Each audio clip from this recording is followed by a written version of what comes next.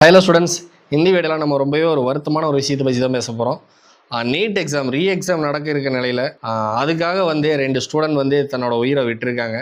Last மந்தில் மே 3 நடந்த NEET exam ஒரு குறிப்பிட்ட ஏரியாவில் கொஸ்டின் பேப்பர் லீக் ஆயிடுச்சு. ஸோ இந்த எக்ஸாம் செல்லுபடி ஆகாது அப்படின்னு அறிவிக்கிறாங்க. அதனால் இந்த எக்ஸாம் தள்ளுபடி செய்து அடுத்தது ஒரு எக்ஸாமுக்கான ஒரு டேட்டை அனௌன்ஸ் பண்ணுறாங்க. ஸோ அந்த எக்ஸாம் அனௌன்ஸ் பண்ணனால நல்லா பர்ஃபார்ம் பண்ணியிருந்த ஸ்டூடெண்ட்ஸ் எல்லோருமே பார்த்தீங்க அப்படின்னா அவங்களுக்குள்ள ஒரு பயம், நம்ம இப்போ இந்த முறை நம்ம பண்ணது நல்லா பெஸ்ட்டாக பண்ணியிருந்தோமே. ஏன்னா நீட் எக்ஸாம் அப்படிங்கிறது ஃப்ரெஷராக எல்லாருமே எழுதுனவங்க கிடையாது. 2-3 வருஷம் ட்ரை பண்ணிக்கிட்டு இருக்கக்கூடிய ஸ்டூடெண்ட்ஸுமே இருக்காங்க. அவங்களுடைய 2 வருஷம் உழைப்பு, அந்த உழைப்பு அவங்க பெஸ்ட்டாக பர்ஃபார்ம் பண்ணியிருக்கும் பொழுது அதை மறுபடியும் ஒரு எக்ஸாம்னு சொல்லி மறுபடியும் ஒரு இக்கட்டான ஒரு சூழ்நிலையில் தள்ளும் பொழுது அவங்க அதில் எல்லாருமே பார்த்தீங்க அப்படின்னா ஒரு மன அழுத்தத்தில் தான் வந்துட்டு இருக்காங்க. அதில் தாங்க முடியாத மாணவர்கள், ஓகேங்களா, ரொம்பவும் டிப்ரெஷனில் தள்ளப்பட்டு கோயம்புத்தூரில் அணுகீர்த்தனா மாதிரியான மாணவிகள் ஒரு மாணவி தான் இறந்துட்டாங்க அப்படின்னு நமக்கு கோயம்புத்தூரில் இறந்துருக்காங்க அப்படின்னு நியூஸ் அடுத்த 2வது நாள்லயே பார்த்தீங்க அப்படின்னா சேலம் டிஸ்ட்ரிக்ட்லையும் சின்னப்பம்பட்டி அப்படிங்கக்கூடிய கிராமத்தில் இன்னொரு மாணவியும் தொடர்ந்து சூசைட் பண்ணிக்கிறாங்க. இவங்களுக்கெல்லாம் எந்த மாதிரியான பயம் உருவாச்சு அப்படின்னு பார்த்தீங்கன்னா, எந்த இடத்துல இந்த ஸ்டூடெண்ட்ஸ்க்கு பயம் உருவாச்சு அப்படின்னு பார்த்தீங்கன்னா, நல்லா பர்ஃபார்ம் பண்ணியிருந்த ஸ்டூடெண்ட்ஸ்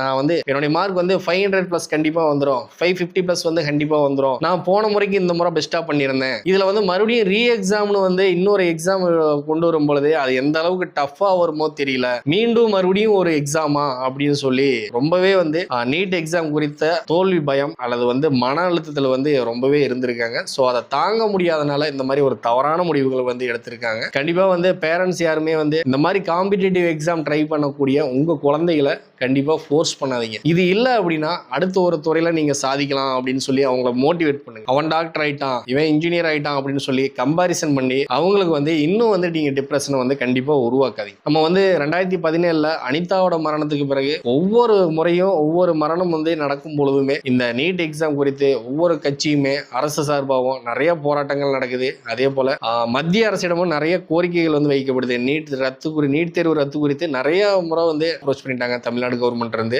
அதே போல ஒவ்வொரு ஸ்டேட்லயுமே இது சம்பந்தமான கோரிக்கைகள் வைக்கப்பட்டு வந்துட்டே இருக்கு. பட் இன்னும் நீட் நமக்கு இன்னும் விலக்களிக்காமையே இருக்காங்க. கூடிய விரைவில் இந்த நீட் விலக்கு அப்படிங்கிறது நடக்கும் அப்படின்னு நம்புவோம். அது வரைக்கும் நீங்க ஸ்டூடெண்ட்டை தயவு செஞ்சு படிக்க வைங்க, ஃபோர்ஸ் பண்ணாதீங்க. இந்த மாதிரி தவறான ஒரு முடிவுகள் எடுக்கும் பொழுது உங்களுடைய ஆசை கனவுகள் மட்டும் இல்லை, உங்களுடைய மகனுடைய ஆசை கனவுகள் எல்லாமே பாலாயிரும். அதே போல இந்த நீட் தேர்வு அப்படிங்கிறத பார்த்தீங்க அப்படின்னா சில பேர் இன்னும் புரிஞ்சுக்காத ஒரு விஷயம், இந்த நீட் தேர்வுனால தரமான டாக்டர் ஃபில்டர் பண்ணி எடுக்க முடியுமா அப்படின்னு கேட்டீங்க அப்படின்னா கண்டிப்பா கிடையாது. ஏன்னா நீட்டுக்கு டோட்டலா 720 மார்க்ஸ் இருந்தாலுமே நீங்க 140 மார்க் எடுத்திருந்தாலுமே நீங்க ஒரு டாக்டர் ஆக முடியும். உங்ககிட்ட பணம் இருந்தால். உங்கள்கிட்ட வருஷம் 20 முதல்ல 25 லட்சம் வரைக்கும் உங்களால பணம் கட்ட முடியும் அப்படின்னா நீங்க தாராளமா ஒரு டாக்டர் ஆகலாம். உங்களுக்கு நீட் மார்க் 500 மார்க்கோ 600 மார்க்கோ தேவையில்லை. 140 மார்க் இருந்தாலே நீங்க ஒரு டாக்டர் தான். ஆனா பாத்தீங்க அப்படின்னா ஒரு 500 மார்க் மேல இருக்கக்கூடிய ஸ்டூடெண்ட் மட்டும்தான் கவுன்சிலிங்ல கலந்துக்க முடியும் அப்படின்னு சொல்லியிருந்தாங்க அப்படின்னா கண்டிப்பா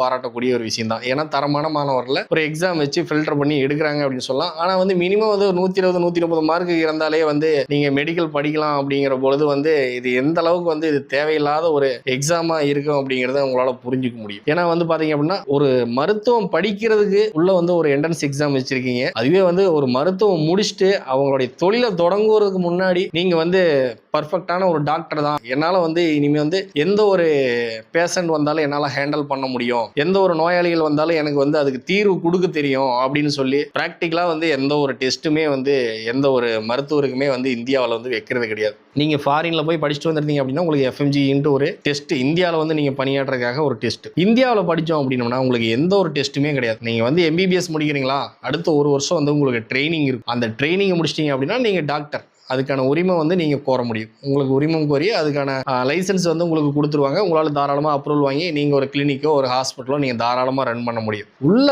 அவங்க மருத்துவத்தை கத்துக்கிறதுக்கு முன்னாடி அவங்களுக்கு ஒரு டெஸ்ட் வைக்கிறாங்க.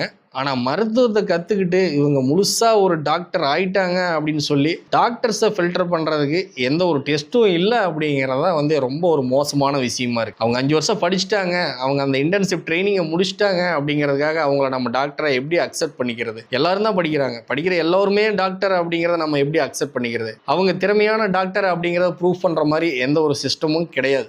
படிச்சுட்டாங்க அப்படின்னா அவங்க டாக்டர்னா நம்ம டாக்டர்னு எடுத்துக்க வேண்டியது. டெய்லி 100 பேஷண்ட் 200 பேஷண்ட் போகிறாங்க. ஆனால் அவங்க தரமான டாக்டர் அப்படிங்கிறது எதை வச்சு உறுதி செய்கிறது அப்படிங்கிறது தெரியல. ஏன்னா இதுக்கு முன்னாடி இருக்க நீட் வர்றதுக்கு முன்னாடி இருக்கக்கூடிய டாக்டருமே வந்து தரமான டாக்டர்களாக தான் இருக்காங்க. ஸோ வந்து நீட்டுக்கு முன்னாடி இருந்த டாக்டர், நீட்டுக்கு பிறகு வந்த டாக்டர் அப்படின்ட்டு எந்த ஒரு வேறுபாடுமே சொல்ல முடியாது. இப்போ வந்து இன்ஜினியரிங்கில் வந்து ஒரு ஏஐ கொண்டு வந்திருக்காங்க அப்படின்னா, இதுக்கு முன்னாடி வந்து அந்த சிஸ்டம் எப்படி இயங்குச்சு, இப்போ ஏஐ வந்ததுக்கப்புறம் இந்த சிஸ்டம் எப்படி இயங்குது அப்படிங்கிறத நம்மளால ஒரு வேறுபாடு காட்ட முடியும். ஆனால் மருத்துவத்துறையில் நீட்டுக்கு முன்னாடி இருந்த டாக்டர்கள், நீட் வந்த பிறகு இருக்கக்கூடிய டாக்டர்கள் அப்படின்னு சொல்லி எந்த ஒரு வேறுபாடுமே நம்மளால காட்ட முடியாது.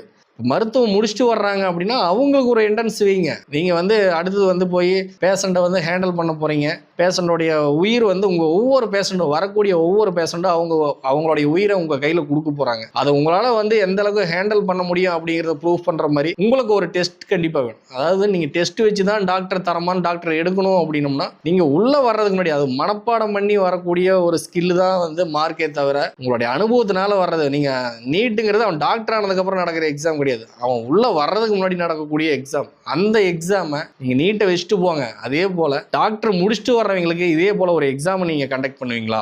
அவங்கள வந்து இந்த எக்ஸாம் வந்து நீங்கள் இந்த இதில் வந்து கிளியர் பண்ணீங்க அப்படின்னா தான் உங்களுக்கு நீங்கள் வந்து டாக்டர் ஆக முடியும், ஒரு கிளினிக் வைக்க முடியும், ஒரு ஹாஸ்பிட்டல் ஆக முடியும், ஒரு பேஷண்ட்டுக்கு வந்து ட்ரீட்மெண்ட் கொடுக்க முடியும் அப்படின்னு சொல்லி இப்படி ஒரு எக்ஸாமையும் வைங்க. நீங்கள் நீட்டை வச்சுட்டு போங்க. அதே போல் இதுக்கு ஒரு எக்ஸாம் வைங்க. 5 வருஷம் படிச்சுட்டா அவங்க டாக்டர் அப்படிங்கிறத நாங்கள் எப்படி நம்புறது? அங்கே 700 மார்க் எடுத்தவனும் தான் வந்து போய் நீட்டு முடிச்சுட்டு போய் படிச்சுட்டு இருக்கேன். அதே போல் 140 மார்க் எடுத்தவனும் தான் வந்து பணம் கட்டி படிச்சுட்டு இருக்கான். இதில் யார் வந்து பெஸ்ட்டான டாக்டர் அப்படின்னு நம்ம எப்படி வந்து முடிவு பண்ண முடியும்? அதனால அதுக்கு ஒரு எக்ஸாம் கொண்டு வாங்க. நீங்கள் நீட் வைக்கிறீங்க அப்படின்னா தாராளமாக வச்சுட்டு போங்க. அதுக்கு எந்த ஒரு ஆட்சேபனையும் கிடையாது. அதே போல் நீங்கள் டாக்டர் அப்படின்னு படிப்பு முடிச்சுட்டு வரும்பொழுது அவங்களுக்கும் ஒரு தகுதி தேர்வு கண்டிப்பாக வேணும். இப்போ நீங்கள் வந்து ஒரு ஆர்மியில் செலக்ட் பண்ணுறீங்க அப்படின்னா அவங்களுடைய ஹைட் எவ்வளோ இருக்கணும், வெயிட் எவ்வளோ இருக்கணும், அவங்களுக்கு வந்து அதாவது வந்து பார்த்தீங்க அப்படின்னா உங்களுடைய செஸ்ட் வந்து விரிஞ்ச நிலையில் இவ்வளோ வேணும், நார்மலாக இருக்கக்கூடிய நிலையில் இவ்வளோ இருக்கணும் அப்படின்னு சொல்லி அங்கலமாக வந்து ஒரு ஆர்மி மேனுக்கு நிறைய டெஸ்ட் வைக்கிறீங்க இல்லையா? அதே போல் ஒரு டாக்டருக்கு வைங்க, முடிச்சுட்டு வரக்கூடிய டாக்டருக்கு வைங்க. அப்படி வச்சு நீங்கள் தாராளமாக வந்து ஃபில்டர் பண்ணி இவங்க தான் வந்து பர்ஃபெக்டான டாக்டர் அப்படின்னு சர்டிஃபிகேட் கொடுங்க.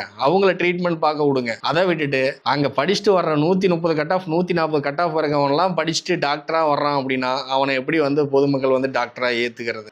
இங்கே வந்து முரண்பாடான விஷயங்கள் வந்து இங்கே இருக்கு. சரிங்களா? உள்ள என்ட்ரன்ஸில் கிடையாது முரண்பாடான விஷயம். டாக்டர் முடிச்சுட்டு வெளியே வர்ற இடத்துல முரண்பாடான விஷயங்கள் இங்கே இருக்கு. ஸோ இதுக்குமே ஒரு என்ட்ரன்ஸ் கொண்டு வாங்க. நீங்கள் அங்கே வைக்கிறீங்க அப்படின்னா இங்கேயும் ஒரு என்ட்ரன்ஸ் வைங்க தாராளமாக. அது வந்து யாருமே கண்டிப்பாக வந்து குறை சொல்ல மாட்டாங்க. ஏன்னா அங்கே வந்து மார்க், அதாவது வந்து நீங்கள் மனப்பாடம் பண்ணி, ஏன்னா அங்கே வந்து ப்ராக்டிக்கலாக நீங்கள் படிக்கிறதுக்கு வாய்ப்பு இல்லை. நீங்கள் 2 வருஷம் கோச்சிங் போனீங்க அப்படின்னா உங்களுக்கு ப்ராக்டிக்கலாக வந்து நீங்கள் உங்களுக்கு லேபில் வச்சோ அல்லது வந்து ஏதாச்சும் ஒரு ப்ராக்டிக்கலாக நீங்கள் ஒரு விஷயத்தை வச்சோ நீங்கள் வந்து நீட் எக்ஸாமுக்கு படிக்கிறது கிடையாது. புக்கில் என்ன இருக்கோ அதை போட்டு மாங்குன்னு படிக்க வேண்டியது. அதை கொண்டாந்து என்ட்ரன்ஸாக வச்சு அதில் நல்ல மார்க் வாங்குறவன் தான் நல்ல டாக்டர், நல்ல காலேஜ் கிடைக்கும் அப்படிங்கிறது இதெல்லாம் எந்த வகையில் ஏற்றுக்கக்கூடிய விஷயம் அப்படிங்கிறது தெரியல. ஸோ வந்து இந்த மாதிரி சிஸ்டங்கள்லாம் வந்து பேசிக்காகவே நிறையா மாற்ற வேண்டியது இருக்குது. ஸோ இதுக்கெல்லாம் வந்து அரசு முன்னெடுத்து நிறையா விஷயங்கள் வந்து பண்ணால் வந்து இந்த மாதிரியான ஸ்டூடெண்ட்ஸோடைய நிறையா வந்து அவங்களுடைய தோல்வி பயம், அதே போல் நீட் குறித்த பயங்கள் வந்து ஸ்டூடெண்ட்ஸ் மத்தியில் இருக்காது. இதுக்கு முன்னாடி இருந்த அரசும் பார்த்தீங்க அப்படின்னா நீட் குறித்து நிறைய பேசிட்டாங்க. ஸோ இப்போ வந்திருக்கக்கூடிய இந்த புது அரசு நீட் குறித்து என்ன கொண்டு வர போறாங்க அப்படிங்கிறத நம்ம பொறுத்திருந்து பார்ப்போம். கண்டிப்பா அவங்களால ஏதாவது செய்ய முடியும் அப்படின்னு நம்ம நம்புவோம். கண்டிப்பா வந்து நீட் விலக்கு குறித்து கூடிய சீக்கிரமே ஒரு நல்ல ஒரு தகவல் கிடைக்கும் அப்படின்னு நம்புவோம். தேங்க்ஸ் ஃபார் வாட்சிங்.